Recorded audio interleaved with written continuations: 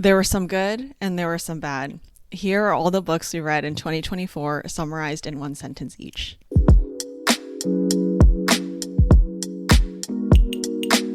All right, if you missed yesterday, we did all the movies we watched in 2024, and Connie was exceeding me by far, but that's her specialization on this channel, so that's fine. Now I'm leading our books we read in 2024 video. There's much less in here because it takes us longer to read. But anyway, very simply, the rules are we're going to try to keep it to one sentence each, may exceed, and I see some of Connie's reviews exceeding in our iPad already, but we'll try to keep it short and snazzy, give a review, give a rating, and that's it. Sometimes we may have read the book in the past, but it has to be within this year. So if I talk about something and Connie read it last year, she's no comment, same thing. If she's read something this year that I've already read, no comment. Way too much detail shared.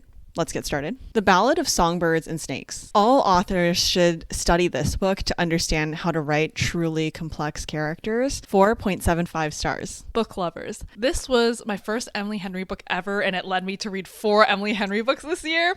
I loved the combination of the fun Hallmark-esque cuteness, but also with an emotional core that explored us carrying our own baggage and bringing that into a relationship, but the right person will always end up loving you regardless of it. 4.75, loved it. The Book of Goose. This was a heart-wrenching portrayal of the melancholy associated with growing up and also the end of girlhood. 4.25 stars. Born a Crime. I knew almost nothing about Trevor Noah going into this book, and it was truly a masterpiece. He successfully told me his full origin story, and we love it. 5 stars. Crying in H Mart. Continuing on with the trend of memoirs right now, this was Michelle Zauner's memoir, and it made me sob on the bus multiple times, which was embarrassing.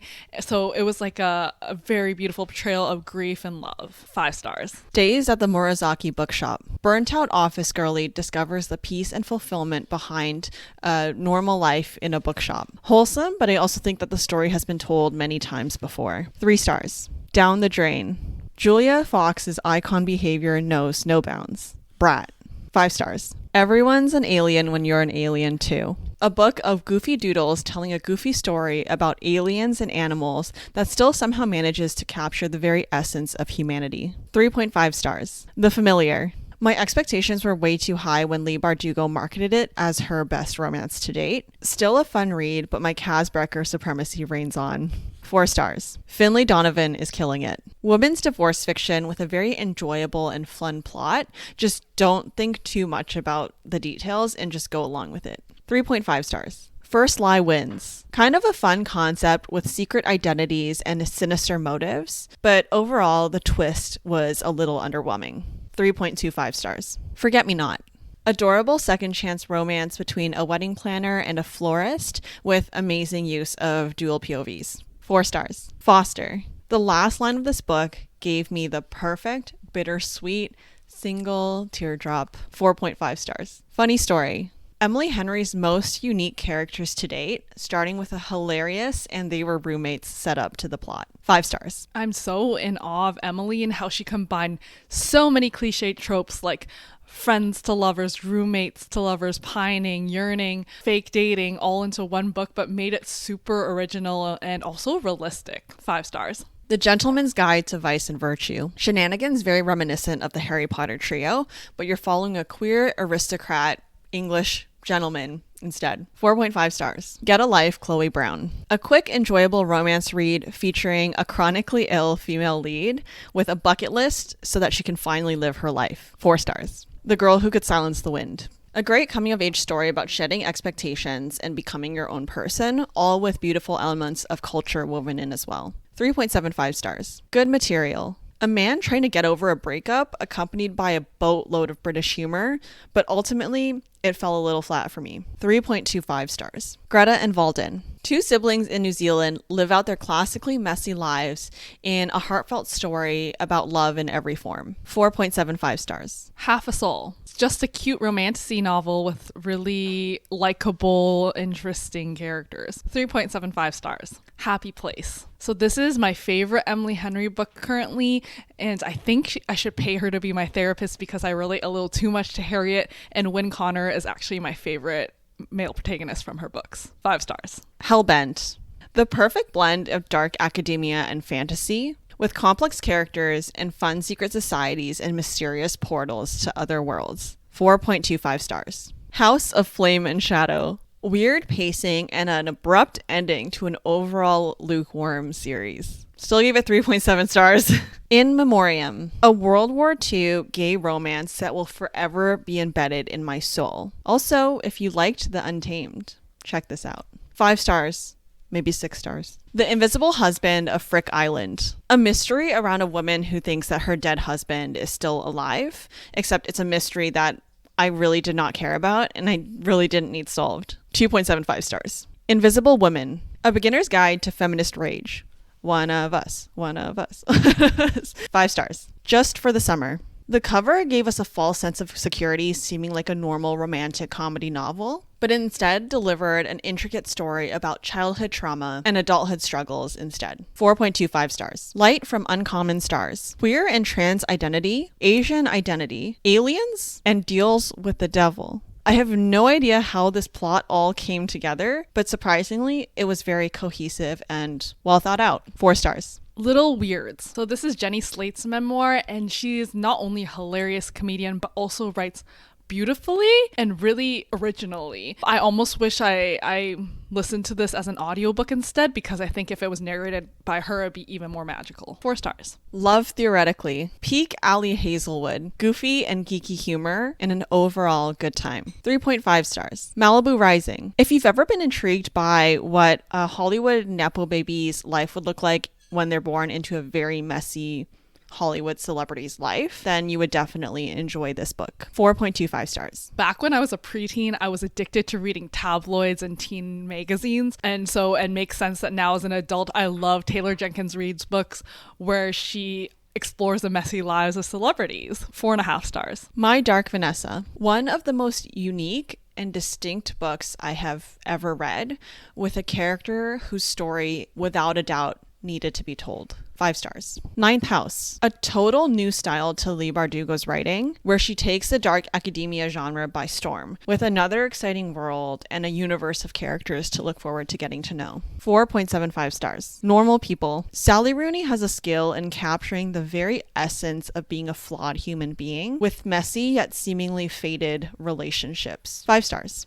The Only One Left. This was a really fun, gripping thriller that had me hooked from the first page to the very end, but it had too many plot twists to the point where it was overkill. 3.5 stars. Piglet. A woman on the verge of losing everything that she has turns to coping with food. A clever portrait of a quite frankly unlikable woman who you can't help but empathize with in the end. 4.25 stars. The Poet X. A vulnerable and raw coming-of-age story about a teenager struggling to learn who she is and who she can grow into amongst her strict upbringing. All told in beautiful spoken word poetry. 3.25 stars. A Psalm for the Wild-Built. The coziest and most wholesome story about tea, a journey to find fulfillment in life, and a robot whose only goal is to discover what it is that humans truly need. Feels like a warm hug. 4.75 stars. Rewitched. A fun Halloween book about a witch who is trying to prove that she's worthy of keeping her powers. A fun read that ultimately was still a little flat for me. 3 stars. Scythe.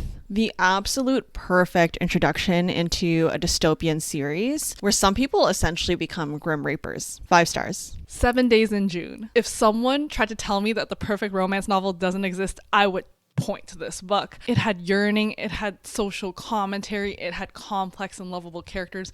It was the whole package. 5 stars. The 7-Year Slip. A very cool concept with 2 characters who are able to meet each other in separate timelines when they're both in the same New York City apartment. Just not completely sold on them falling in love because I didn't expect them to only meet like a total of 5 times in the book. 4 stars. 6 Crimson Cranes. A YA fantasy rooted in Asian mythology and magic systems. The main lead was a very charming young character and there was a lot of fun twists added in. It made me very excited to read the sequel of this book. 4.5 stars. Small Things Like These, also in our movie one. A novel following an anxiety-ridden and righteous coal seller as he uncovers the real-life story of the dark side of the Irish Catholic Church. 5 stars. Talking at Night. As a normal people lover, this was very reminiscent of that novel. And for the first 80% of the novel, I thought this would be a 5-star read, but then the characters became so unlikable, made so many bad decisions that even I, a lover of flawed characters, couldn't really handle it. Still 4 stars. The Toll. Ending with Hunger Games level epicness, The Toll left me with a feeling of emptiness that can only be accomplished with a series with this level of high quality world building and character building. 5 stars. This is How You Lose the Time War. This was by far the most creative and unique book I read all year, but I don't think I was in the right mindset to enjoy it, though I did appreciate it. I just found that it was very hard to follow and the characterization was a bit lacking. 3 stars. Thunderhead, a book that could be studied to understand how to write book 2 in any series. There was a fantastic development to all the character arcs, all while expanding the known dystopian universe into even more exciting areas. 5 stars. Tokyo Ever After, fun what a girl wants type of story. A girl discovers that she is the princess of Japan, and that's basically where the story starts. It's very non-complex, it's fun, it's enjoyable, but I have a lot of issues with this book that will be discussed, I'm sure, in a later kind of more in-depth video. So we'll get to the tea later.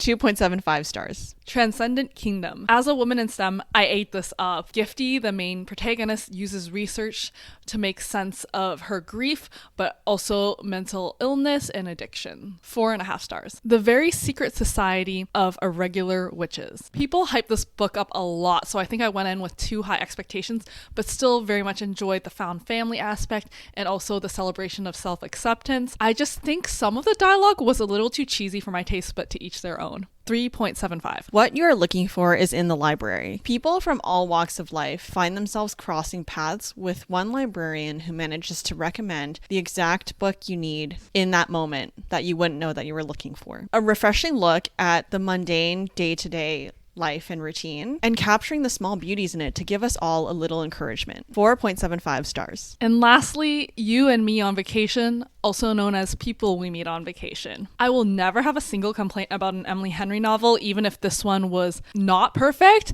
It still had me kicking my feet for Alex Nilsson. 4.25 stars. We did it. Yay. It was a good year of reading.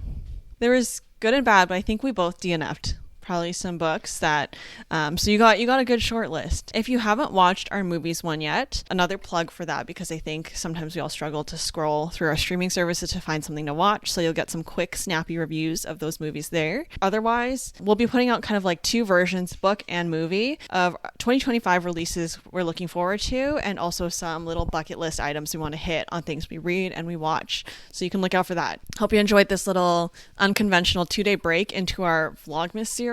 And if you haven't watched that yet, also catch up with the videos from the previous few days. Tomorrow we'll come in with the last more Christmassy vlog type video where we go to Christmas markets and we watch fun little Christmas movies. Thanks for joining. Let us know what your top books were this year, because my TBR list is already long enough, so I might as well add more. Cool. Thank you. Bye.